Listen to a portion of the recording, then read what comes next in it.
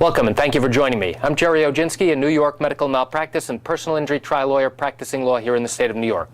Today's topic is about proving notice. What is it and why is it important for your accident case? Notice is whether or not the store knew about a dangerous condition and failed to timely correct it. Well, why is that important? Well, let's say you're in the grocery store and you slip and fall on a bunch of grapes. Is the store responsible for your injuries?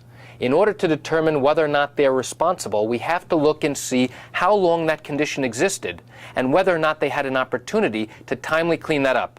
And if they failed to timely clean it up after knowing about it, then there's a good chance that they're going to be held responsible. The problem arises in being able to prove that the store knew that this condition existed and it was a dangerous condition and that they failed to act on it. What typically happens? You're typically in the produce section and somebody in front of you is grabbing a bunch of grapes, they're grabbing some other produce, accidentally something falls to the floor.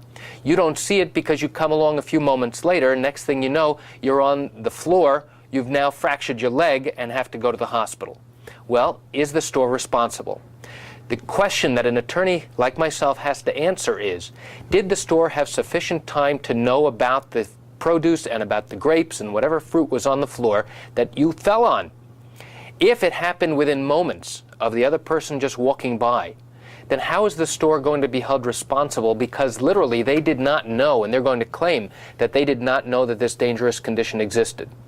Typically, grocery stores have certain policies knowing that the aisles and the produce section has to be checked on a regular and frequent basis because they know that people will drop things as they go to reach for other items.